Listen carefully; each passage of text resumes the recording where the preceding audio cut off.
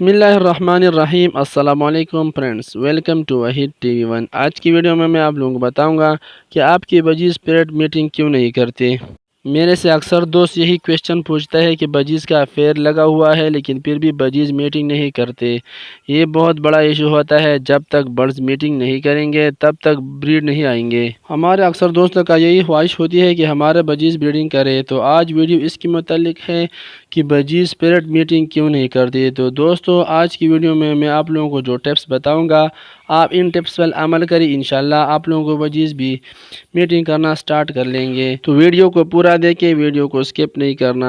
اگر آپ لوگوں نے اب تک ویڈیو کو لائک نہیں کیا تو پلیز ویڈیو کو لائک کریں اور چینل کو سبسکرائب کریں اور بیل آئیکن کو پریس کریں تاکہ آپ لوگوں کو ہمارا ہر ویڈیو کا نوٹیفیکیشن سب سے پہلے مل سکے۔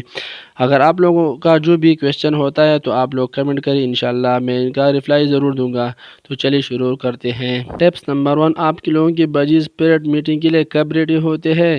سب سے پہلے آپ لوگوں کی بجیز پیرٹ کا پیر کنفرم ہونا چاہیے اور اسی کے ساتھ ساتھ آپ لوگ برڈز کی ایج پورا ہونا چاہیے۔ عموماً بجیز پیرٹ 6 سے 8 ماہ میں بریڈنگ کے لیے تیار ہوتے ہیں، مطلب آپ کے پاس جو پیر ہوتا ہے وہ فلی اڈلٹ ہونا چاہیے اور اس کا آنکھ میں رنگ پوری طرح صاف نظر آ رہا ہو اور گردن کے نیچے 2 ڈاٹ صاف نظر آتے ہو اور چہرہ صاف ہو گیا ہو۔ تب یہ 3 نشانیاں آپ کو صاف نظر آ جائے تو آپ لوگوں کا برڈز فلی اڈلٹ ہوگا، تو اس کے بعد میٹنگ کے لیے یہ تیار ہوتے ہیں۔ Tips number 2، budgies parrot female mating کے لیے کب ریڈی ہوتی ہے؟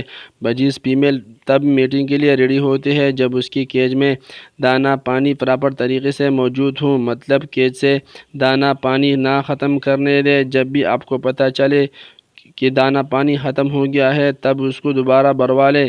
24 گھنٹے کے لیے کیج میں دانہ پانی ہوگا تو فیمیل کو لگے گا کہ میں ادھر انڈے دوں اور اس سے بچے نکلیں گے تو میرے بچوں کو خوراک کی کمی نہیں ہوں گے، تب فیمیل بریڈنگ کے لیے ریڈی ہوتی ہے اور تبھی میٹنگ کے لیے تیار ہوتی ہے۔ ٹپس نمبر 3، جب بھی آپ لوگ پیر لگاتے ہو تو آپ لوگ ایک بات کا خیال رکھا کریں، میل فیمیل سے تھوڑا زیادہ ایج والا رکھا کرے۔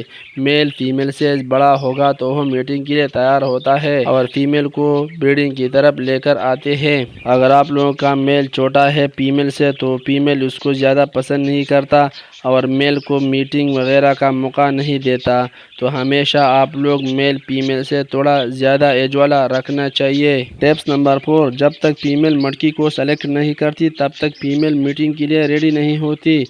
تو آپ لوگ ایک بات کا خیال رکھیں، جب بھی آپ لوگ مٹکی لگاتے ہو تو جتنا اوپر ہو اور کونے میں ہو تو بجیز طرف مٹکی کو زیادہ پسند کرتی ہے، اور مٹکی کی لگانے کے وقت میں مٹکی کو مضبوطی سے لگائے اور اس کے سامنے ایک سٹیک ضرور لگائیے کہ فیمیل اس سٹیکس پر بیٹھے اور مٹکی کے اندر جھانکے اور فیمیل کو مٹکی کو سلیکشن میں آسانی ہو۔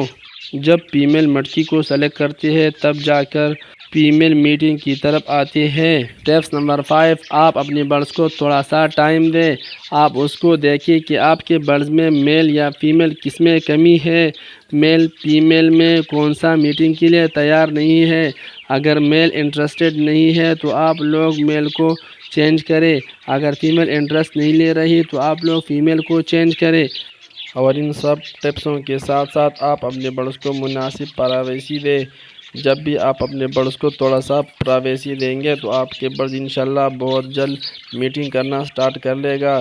آپ اپنے برڈز کو زیادہ تنگ نہ کریں، گھر کے بچے، پالتو جانور، کتا، بلی وغیرہ اس کو تنگ نہ کریں۔ اگر آپ لوگ ان ٹپس پر عمل کریں گے تو انشاءاللہ آپ لوگوں کے برڈز بھی بہت جلد میٹنگ کرنا سٹارٹ کرے گا۔